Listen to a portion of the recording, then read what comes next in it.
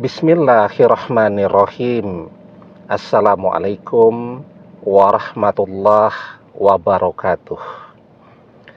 Bapak-bapak, ibu-ibu, mas-mas, mbak-mbak, khususnya adik-adikku sekalian yang dirahmati Allah dimanapun Anda berada.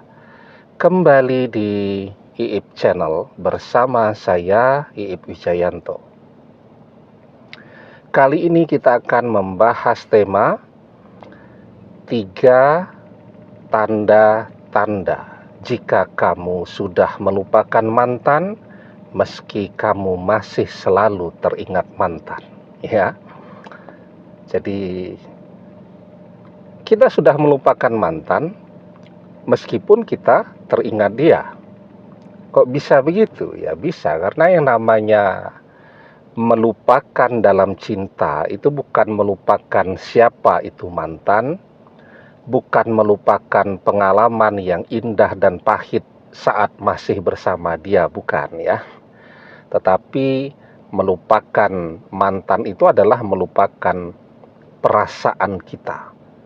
Jadi rasa cinta, harapan ingin kembali bersama lagi dan seterusnya, itu yang kemudian menjadi pudar dengan sendirinya. Nah, jadi ketika kita sudah melupakan mantan, kita masih sering kok teringat kepada dia, apalagi ketika memang ada sesuatu yang mengingatkan kita tentang mantan. Jadi misal ya, kita lagi memutar lagu atau memutar radio, tiba-tiba di radio itu ada lagu yang bisa mengingatkan kita kepada masa-masa saat masih bersama mantan, ya teringat kita.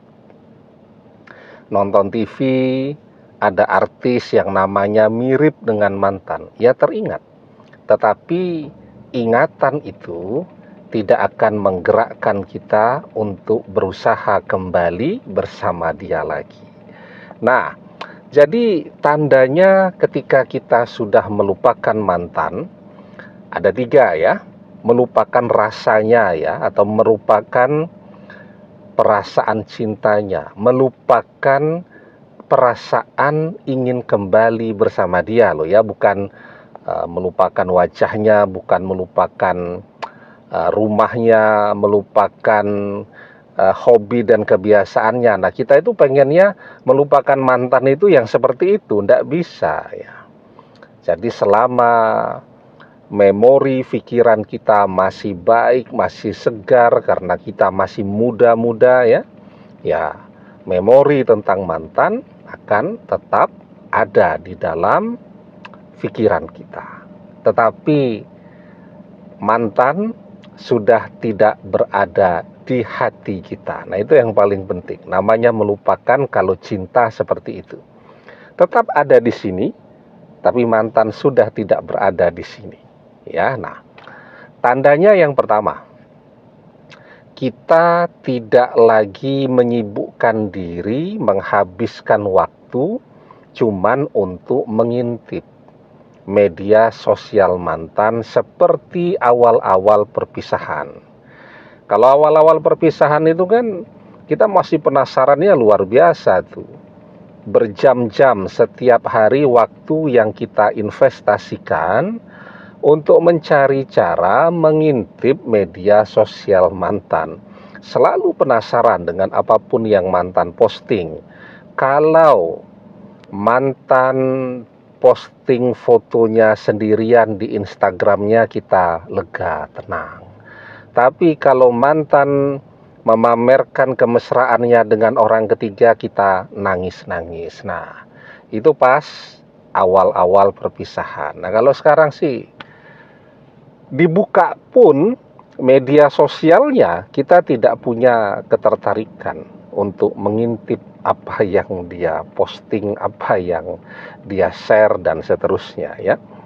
Kalaupun ya, misal kita menggunakan media sosial bareng lah dengan mantan ya, dan tidak memblokir. Misal ada media sosial baru, kalau dulu berteman dengan mantan dengan Facebook, dengan Instagram, terus misal kita sekarang menggunakan aplikasi TikTok misal gitu kan, mantan juga, dan dia tidak memblokir media sosial kita. Nah, mungkin ya, karena nomor kontak mantan itu masih ada di handphone kita, nah kemudian dihubungkan oleh TikTok, ditawarkan untuk berteman. Jadi dia lewat tuh, bahkan postingannya pun lewat ya di beranda TikTok kita misal. Ya sudah, kita melihatnya juga seperti melihat postingan-postingan yang lainnya ya. Tapi karena ini kita mengenal dia, apalagi ini mantan, ya tentu ada sedikit perbedaan lah cara melihatnya. Kalau kita melihat orang lain posting itu ya sudah begitu saja. Tapi mungkin karena ini mantan, kalau kita melihat postingannya dia pamer kesuksesannya, kita rodok jengkel ya. Tapi kalau dia posting bahwa dia mengeluh susah, ekonominya bangkrut dan seterusnya, ya kita agak sedih begitu. Jadi namanya dengan mantan itu tetap ada perasaan yang agak unik. Kalau dia sukses kita jengkel, tapi kalau dia susah kita ikut sedih. Ya beda dengan penyakit hasad. Kalau hasad itu senang melihat orang susah, susah melihat orang senang. Nah, itu namanya penyakit hasad. Tapi kalau dengan mantan itu perasaannya unik, tidak bisa dikatakan sebagai penyakit hasad. Memang dia jengkel kalau melihat mantannya itu senang. Tetapi sebaliknya, kalau dia melihat mantannya itu susah, dia juga merasa ikut susah. Nah, itu namanya perasaan unik yang tetap akan ada, karena biar bagaimanapun kebersamaan itu telah melahirkan ikatan emosional yang tetap akan kuat selamanya antara kita dengan mantan ya. Jadi itu tandanya yang pertama, kita sudah tidak pengen mengintip media sosial mantan. Kalaupun oleh media sosialnya kita dipaksa untuk melihat, yaitu tadi, paling kita melihatnya kalau dia standar-standar saja postingannya, ya perasaan kita standar juga ya. Tapi kalau dia sombong, ya mungkin kita jengkel. Tapi kalau melihat dia susah, ya kita merasa ikut susah juga. Yang kedua, kita sekarang sedang memprospek pengganti mantan. Kalau ditanya, pilih mana? Seseorang yang sedang kita prospek atau kembali kepada mantan? Jawabannya kita akan memilih orang yang sedang kita prospek, karena dia lebih segalanya daripada mantan. Dia lebih muda. Misal laki-laki nih ya, kalau dengan mantannya ya tentu sebaya kan begitu.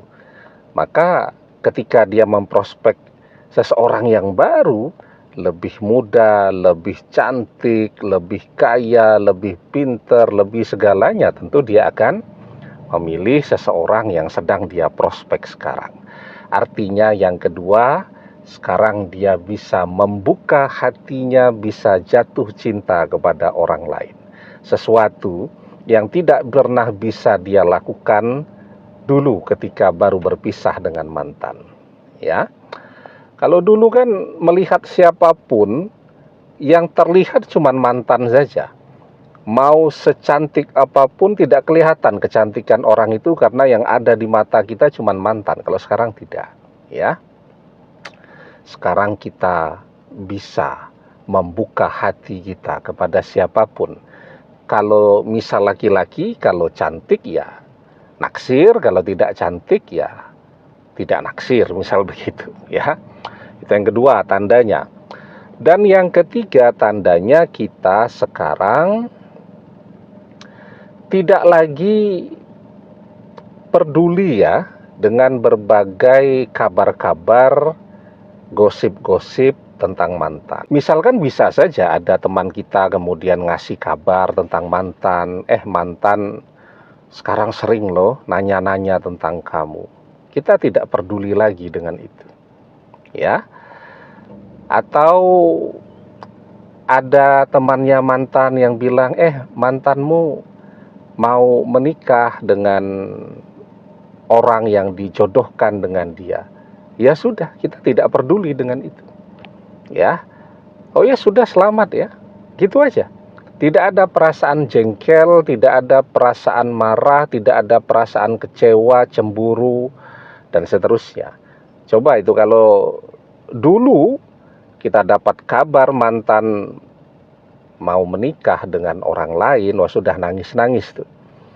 Kita dapat foto mantan sedang foto prewedding dengan pasangan barunya, kita nangis-nangis. Tapi kalau sekarang kita sudah tidak peduli dengan apapun yang terjadi dalam kehidupan mantan, ya. Nah, jadi yang paling penting ya, ketika kita merasa hati kita sudah netral kembali, kita sudah bisa menata hidup kita lagi, maka insya Allah apa yang terjadi dalam kehidupan kita dan mantan itu adalah pengalaman yang berharga. Bahwa di balik perpisahan itu ada kebaikan.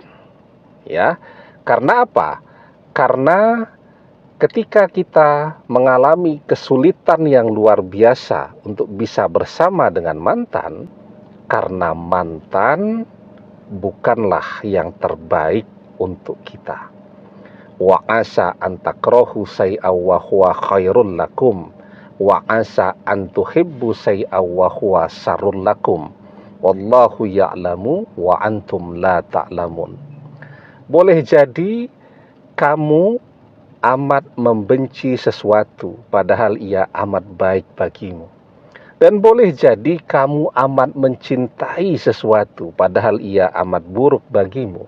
Dan Allah Maha mengetahui sedangkan kamu tidak mengetahui. Demikian, semoga bermanfaat. Wallahu a'lam bissawab, billahi taufik wal hidayah. Assalamualaikum warahmatullahi wabarakatuh.